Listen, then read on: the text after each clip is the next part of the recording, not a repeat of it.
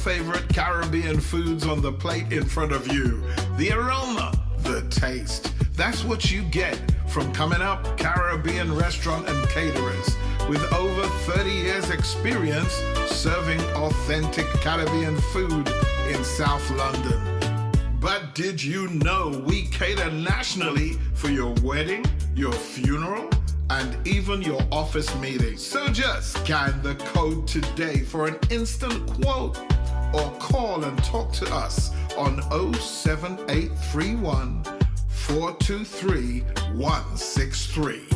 Coming up, succulent flavors to make your day. Coming up, take away. Bring a taste without the Coming Up expense. Caribbean Caterers, the taste without the expense. Proud sponsors of the Grantley TV show. We'll bring a taste without the expense. We'll bring a taste without the expense. We'll bring a taste without the expense.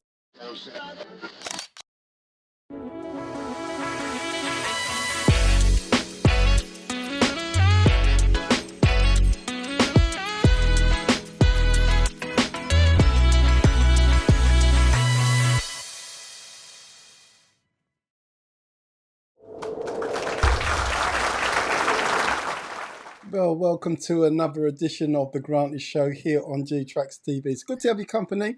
My guest on today's program is an author, not just an author.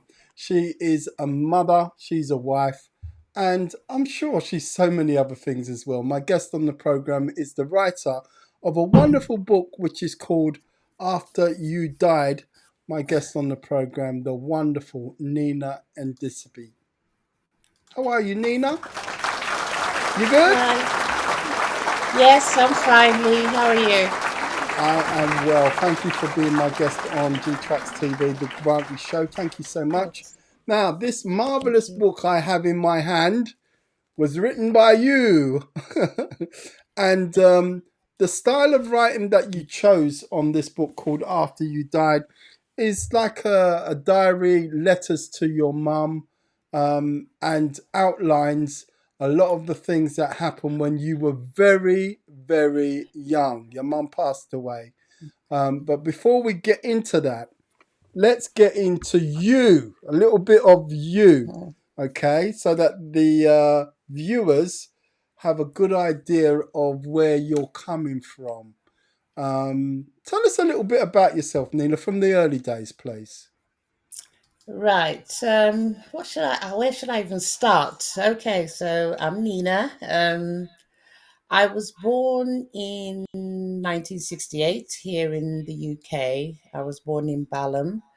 For what I know of my mom, she was a nurse at the time, and then I guess it was back in those days, childcare wasn't really a thing. It was one of those things where most African people that were here studying, they had to send their kids away to foster places.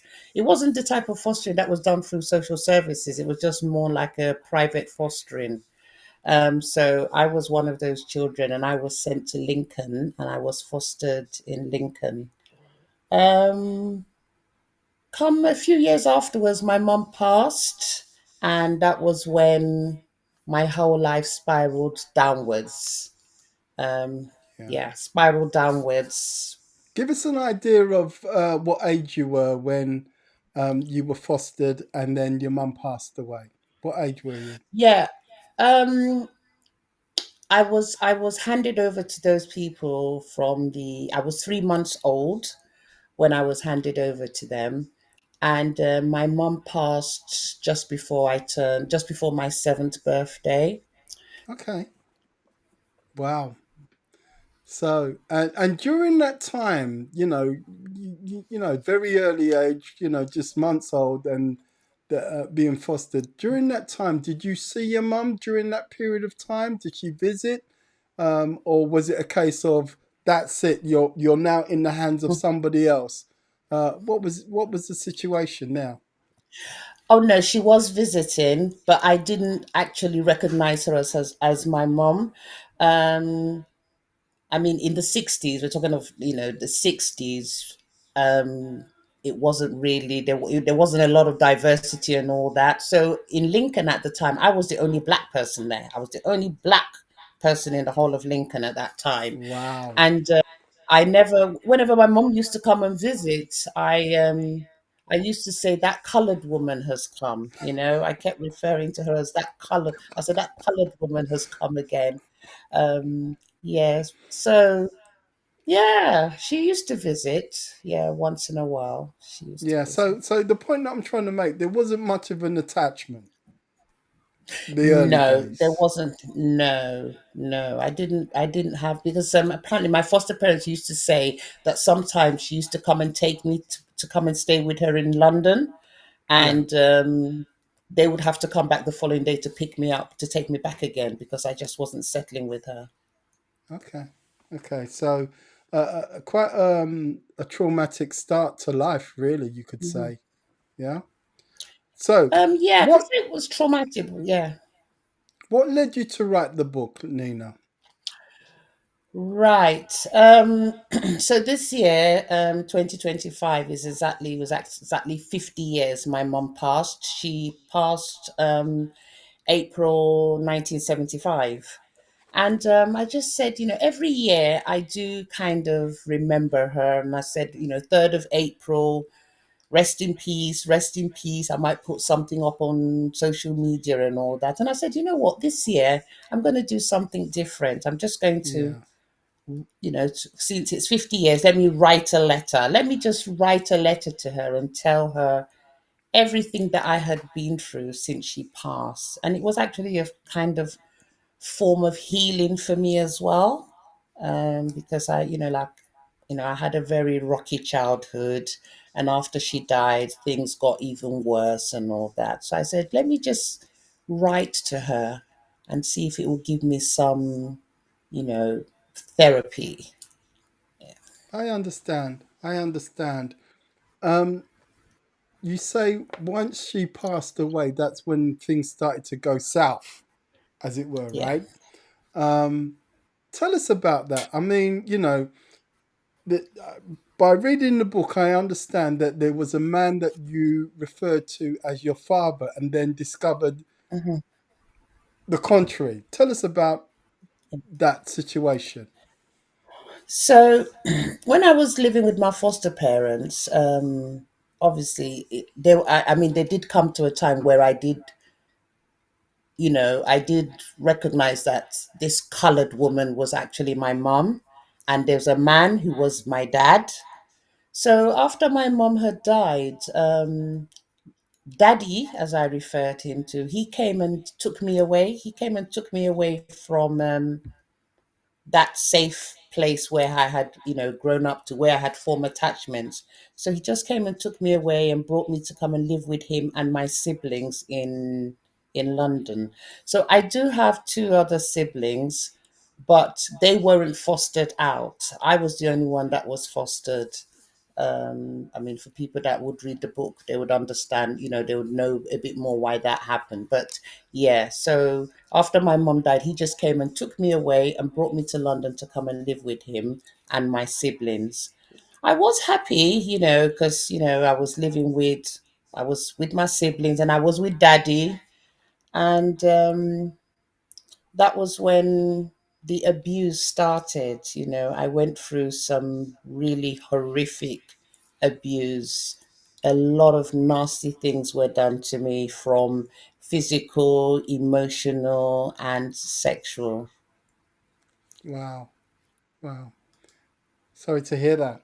Um, you said you had siblings, and where were you in the lineup? Were you the youngest, the one in the middle, or the eldest? Well, I'm the eldest, but along the line, I now found out that daddy wasn't my daddy. So I now found that, and I think that was the whole reason why I was fostered. Daddy is not my biological father. So I think when my mom went into a relationship with daddy, I think maybe it was an arrangement or it was an agreement that they made. Maybe he said, okay, I'm going to marry you, but I'm not going to take this your child. So you have to get rid of the child. Hence, I was sent to foster, to stay with my foster parents. And would So I be yeah, I right am in the saying eldest. Yeah. that the other siblings were his biological children? Yes, they are. They're his biological children. Okay. Yeah. All right. You still keep in contact with them? Um. Uh, yes and no. I mean, they recognize me as their elder sister. It's a boy and a girl. Yeah. They recognize me as their elder sister, and I know if I pick up my phone them, message them, they will respond. If I ask them to come, they will come. But there's not that closeness. Yeah. We're not And there that was a close. Yeah. situation I read in the book, Nina, that there was a time when you actually did call and Daddy, he wasn't having it. Tell us Yep. about that particular story, because when I read Um. it, I was like, Yeah. "Who is this guy?" Yeah. Oh, so that I mean, I don't know because there's two daddies in the book, so I don't know which daddy you're referring to because Okay, I well, found well, my yes. yeah. So sorry, the book is quite big. Um, so the story that I read, you called one day, and you were speaking to your siblings, and in the background, this person was saying, it was shouting. He was shouting, "Don't speak to her! Don't speak to her!" That sort of thing. Right. So this was like further down the line. So we're talking of like in the I can't even remember now what we're. I can't even remember what part because I had two daddies in the book. I had my stepfather, who I refer to as daddy, and then when I found out that he wasn't my father, I now went to start tracing my roots, and then I got in Yes. contact with my biological father. Oh Um, wow! yeah, And how did you yes. discover him? I was talking to somebody that I had grown up with here in the UK, back in the late 60s, early 70s. We grew up together and we reconnected and all that. And then when I came back to the UK in because as we said, my mom after my mom died 1975, daddy came and removed me from Lincoln. I stayed in London till 1977 and then I got shipped to Nigeria on my own, unaccompanied passenger. I went to live with my maternal parents. But then when I eventually came back to the UK in 1992, I met up with this person who, we grew up together here in the UK early in the 70s. So she had always known daddy as my dad, but I now told her that, you know what, that person is not actually my dad. He's not my dad. And she said, what do you mean? And I gave her the name. I said, look, this is the name of a man on my birth certificate. This is who they're saying is my father. I've never met him, but I would like to meet him. And she said, you know what? I know this man. This man was actually my lecturer in the university. And she gave me Wow, his contact details. And that's how I made contact with him. that's amazing. This is why they say things like it's a small world, right? Yep, definitely. Because for something like that to happen is just out of this world. It's just amazing. I Mhm. mean, who would have thought? Who knew? you know. I know. Yeah. I enjoyed reading the book so much, and it was like stepping into your shoes, especially when you tell the story of when you traveled to Nigeria as a young girl, and you were very young, because the way Yeah. you wrote about it, I could tell that you were very young, right? You mentioned that your thought pattern was your mum, who had passed away, had died and gone to heaven. And Yeah. the way you viewed it was that mummy is in heaven and she's in the sky. The So now sky. you're on a plane, right? You're Yeah. on a plane and you're about to take off, and you are so excited about the possibilities. Continue the story for me. Yeah, like you said, it was, in my child mind. Mummy had died. We all say, whenever we talk of heaven, heaven is always up there, up in the sky. I'm in an aeroplane, the aeroplane's going up into the sky, and I'm like thinking, yes, I'm going to see mummy. And that was my first plane ride, and I spent a lot of time. I mean, it was a 6, 7 hour flight from London to Lagos. I spent most of the time till I fell asleep looking out of the window in the clouds, looking for mummy. Obviously, I didn't see mummy, but I didn't lose hope then. I said, okay, maybe mummy's going to be in Nigeria. Once we land in Nigeria, maybe mummy's going to be there. But no, there was no mummy there. No mummy. On the flight, you spilt some juice on yourself, didn't you? Yes. Oh Tell dear. us what happened. Yes, I spilt some juice on my white cardigan I was wearing, and Daddy disciplined me. It wasn't the first. I mean, like I said, when I was living with Daddy, it was hell. He used to pull me back my 2 ears, lift me up in the air. He used to Yeah, flog me, beat me. My name was Bastard. I wasn't actually called Nina. I was called Bastard. I wow, even grew up thinking my name was Bastard. It's like, where is that bastard child? That bastard child. I mean, I was so young, I didn't even know the meaning of bastard then yeah, yeah, so it was only when I grew up and then things started falling in place, and I'm like, right, that's the reason why he was calling me a bastard, because I'm not his biological child. yeah, yeah. So you learn a lot of things. You went through a lot of trauma, and it's quite obvious to us now the reasons behind writing this book. You mentioned about therapy. Did you ever seek like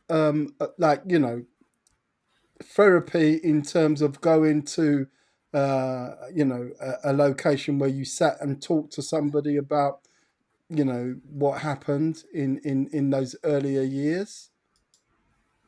Yeah, when I was in, because obviously getting to Nigeria, I ended up in the educational system, ended up in secondary school, and I was one of those children. I was very naughty. It was always Nina this, Nina, anywhere there's trouble, I was always in the middle of it and all that. But I've grown now. I know I wasn't a troublesome child. I was more like a troubled child. Now, whilst we were in school there, we had a lady, Mrs. Ume, and she was a guidance and counseling mistress. And she used to bring me into her office. I used to have sessions with her every week. We would talk about things. She would talk, I was just telling her stuff. Then I didn't know what she was doing to me. I didn't know anything about counseling. I didn't know anything, but she was actually psychoanalyzing me and all that, because she was a guidance and counseling mistress. Yeah, So she was, and then afterwards, I think just after I got married also, I went into counseling again, because, there was early years of my marriage, I was like so troublesome in my marriage and everything. My husband and I were always fighting and arguing and and all this is not that I am a troublesome, it's just that I was so troubled. The trauma I had gone through, I was just looking for an outlet to let it out. So I went through yeah, several yeah, years of professional counseling, but eventually I just had to stop, because I said, I don't want to spend my whole life in counseling. But yeah, this book has given me that healing. It's giving me yeah, that healing I needed. yeah. Yeah.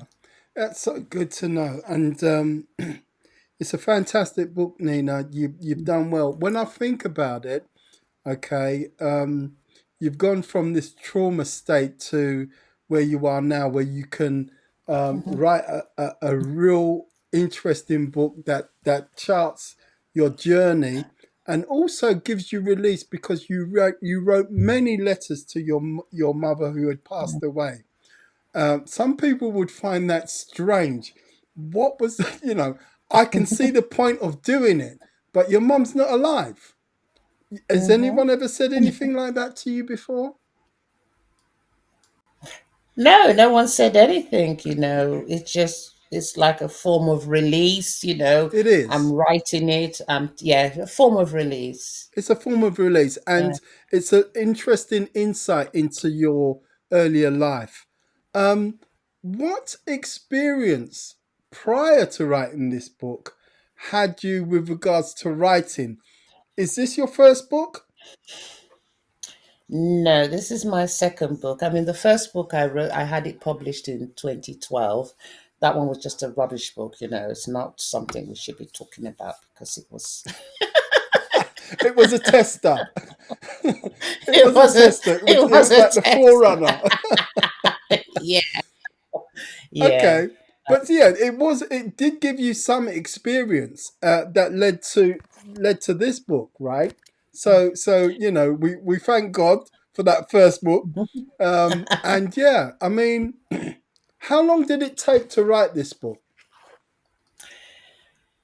A lot of people have asked me this, and when I tell them how long it took me, they're like, "What?"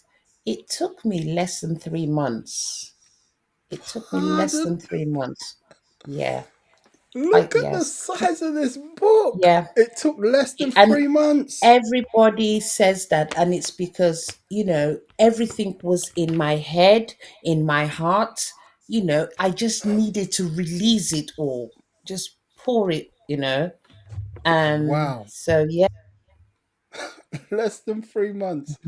yeah, I'm gonna call on you when I'm ready to write because I mean, if you can knock out if you can knock out a yeah. book in less than 3 months, it's brilliant.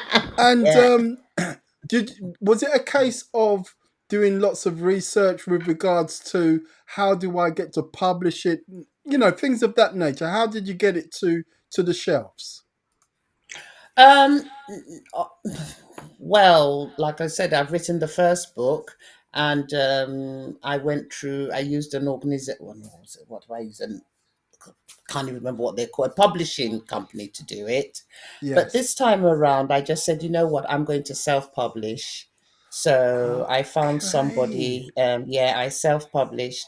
I didn't do it myself because I couldn't do all the formatting and uploading it and all that. So I had to get somebody to help me do Yeah. that. Yeah. Yeah. Excellent. So the book is available. Where is it available? It's on Amazon, Amazon UK, Amazon.com, and it comes in paperback, and it's also available via Kindle. Excellent. Excellent. You've done well. Thank It has done great things for you. It has released you. It has made you a much better person. And like I said at the intro, you're not just an author now, but you also are a mother. And I guess I would hazard a And guess that, a grandmother. I'm a and a grandmother as grandmother as well. well. Look at that. How many grandchildren? Yeah, I've got two grandkids. Yeah. Wow. Wow. And I know that you've got two wonderfully, beautifully young daughters. Um, and like I was about to say at the top, you know, you're not just an author, but you are a grandmother, you're a mother, you are a Yeah. wife. And this book has helped you to be a better person. I am proud of what you've done because, Thank you you. know, when you read the book, and you really do need to read this book, all right? There's a few people out there, I would imagine, right, Nina, that have gone through similar situations. Hmm. So not only did you write it for yourself, but probably unbeknownst to you, you wrote it for other people that have gone through similar Yes, situations. What definitely. Yeah. advice would you give to anybody that is probably in a similar sort of situation? What advice can you give? Right. Yeah. Okay, before I even talk about advice, it's more like I believe that everybody in life has a purpose. There's a purpose. Everybody has a purpose in this life. And for years, I've been looking for my purpose. And I think that by writing that book, I have found my purpose because I've been able to use my writing, my story to reach out to a lot of people that have gone through that went through similar things, but kept it within, never found a way to talk about it because, the culture we come from, most of these things are kept silent.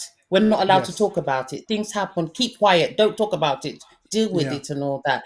But since I've published this book, if I tell you the number of people that have reached out to me, um, and said, Nina, you have really helped me. You have given me the voice to start talking about the things I went through as a child as well.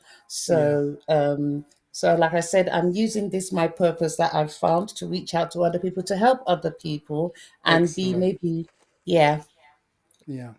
Well done to you. Well done to you. Thank Now, you. you've already told us where we can get the book, but how can people, if they wanted to reach out and get in contact with you, do you have social networks? Can you tell us? Yeah, yes. I am on Instagram, under After You Died on Instagram, and then under and my first name and my middle name on Facebook. Excelente. Nina, thank you so much for sharing Yeah, thank your you. excellent work with us and your time today. God bless you.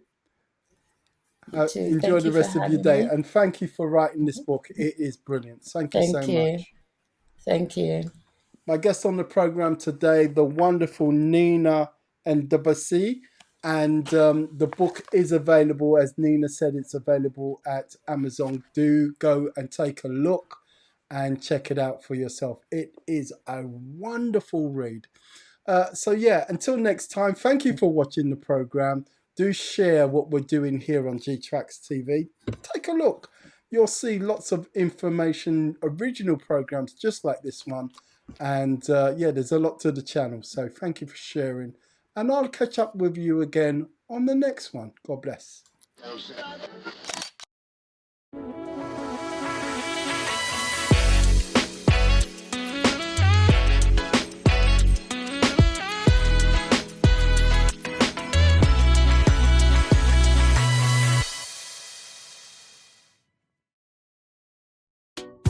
Coming up, succulent flavors to make your day. Coming up, take away. We'll bring a taste without the expense. Imagine all your favorite Caribbean foods on the plate in front of you. The aroma, the taste. That's what you get from Coming Up Caribbean Restaurant and Caterers.